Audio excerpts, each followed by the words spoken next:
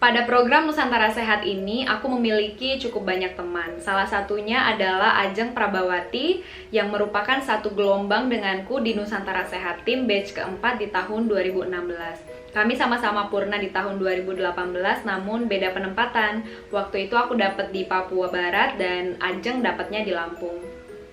Kabar menariknya sekarang adalah Ajeng yang menjadi Duta Nusantara Sehat juga bersama dengan aku dan 48 orang lainnya sekarang telah bergabung di Nusantara Sehat Individu COVID-19 di Wisma Atlet.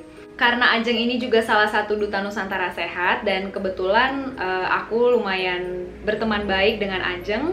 Jadi beberapa waktu yang lalu aku menyempatkan diri untuk memberikan beberapa pertanyaan nih seputar kegiatan apa saja yang dilakukan atau yang diabdikan oleh Ajeng di Wisma Atlet. Aku juga penasaran nih, kira-kira Nusantara Sehat di sana tuh sebenarnya ngapain aja, dan pasti punya sensasi pekerjaan yang jauh lebih berbeda ketimbang kita yang bekerja di puskesmas biasa gitu kan. Karena Ajeng benar-benar langsung menemui pasien yang COVID gitu, maksudnya pasien yang positif COVID-19.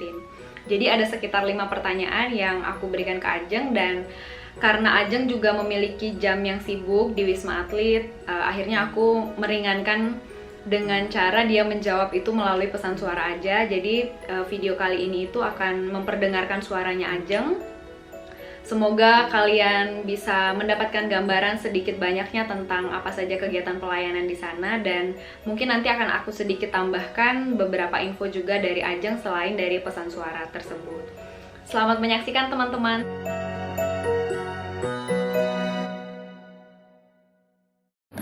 Alasan aku ikut NSI COVID-19 ini, yang pertama memang aku menyukai hal-hal seperti ini gitu. Selain bisa menambah pertemanan, juga bisa memberikan manfaat sama belajar hal baru lah dari pandemi ini.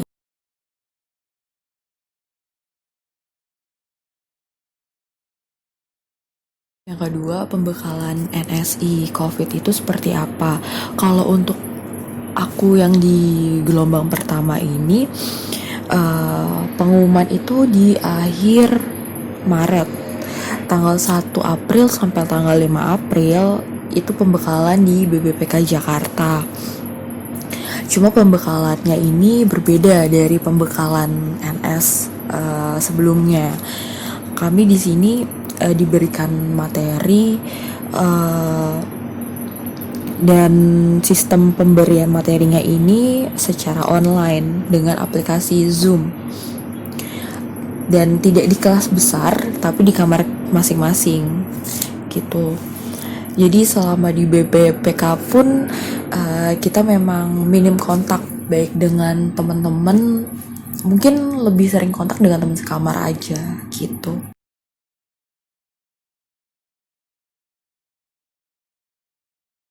Tugas pelayanan selama di Wisma ini, karena aku profesinya adalah gizi, jadi lebih ke penyelenggaraan makanannya, kontrol quality control makanan untuk ke tenaga kesehatannya dan juga untuk ke pasiennya, mulai dari organoleptik makanan sampai kita juga menganalisa zat gizi makanan.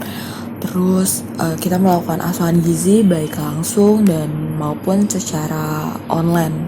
Online di sini adalah via WhatsApp.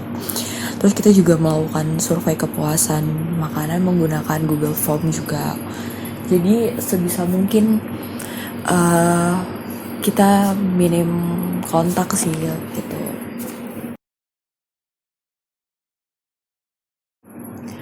Tugas berakhirnya itu kalau untuk di SK itu 30 Juni. Nah, sekarang ini aku sudah memasuki masa karantina, hari kedua masa karantina gitu. Dan mungkin ada yang lanjut, ada yang mungkin nggak lanjut gitu.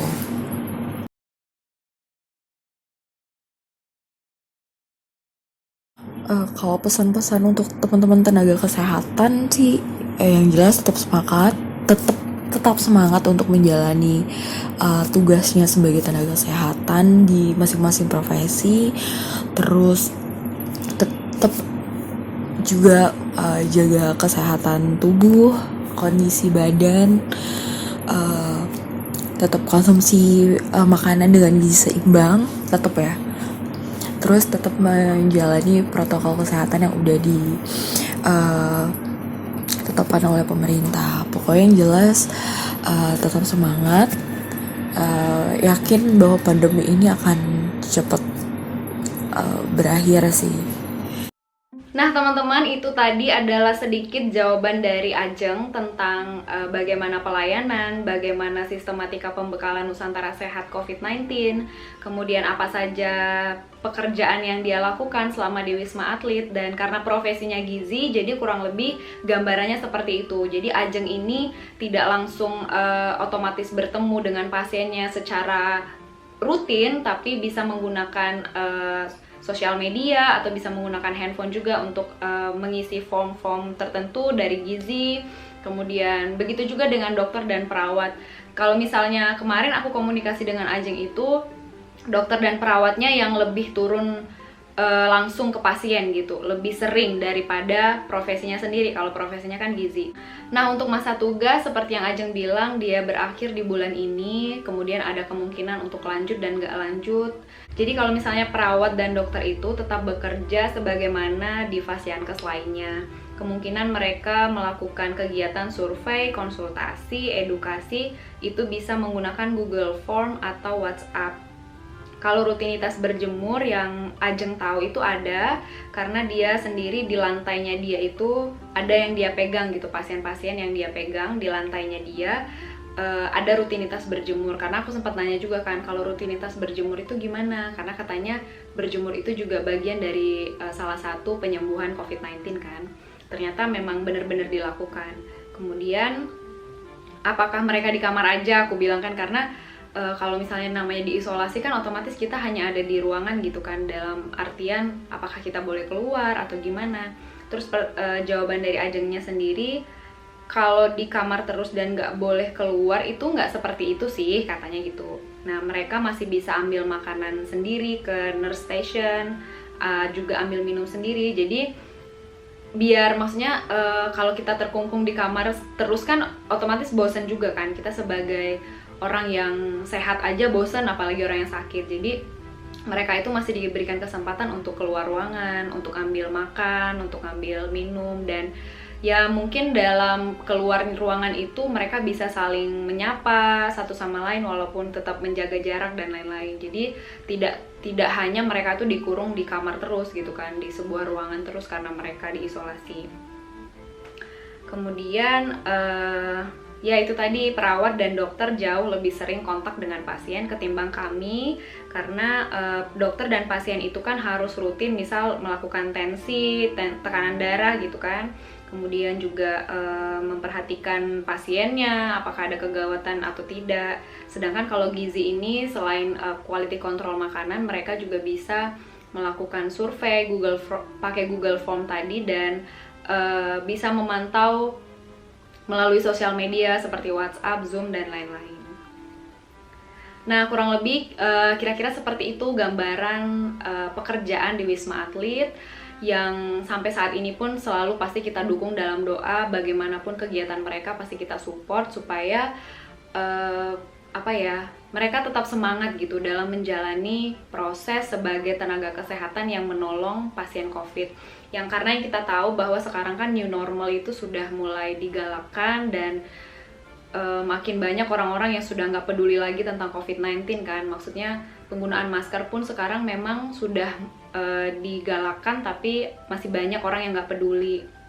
Terus baru-baru ini juga katanya di Jakarta ada acara goes bareng kan yang dibuka besar-besaran waktu itu, sampai akhirnya kita tahu ada beberapa yang reaktif setelah dirapid. Makanya sebagai sama-sama tenaga kesehatan, dan Ajeng ini juga salah satu teman, dan sama-sama tenaga kesehatan yang berjuang jauh lebih ekstra gitu ketimbang kita yang kerja di puskesmas dan rumah sakit biasa yang tidak terpapar COVID-19 secara langsung, jadi kita harus memberikan support.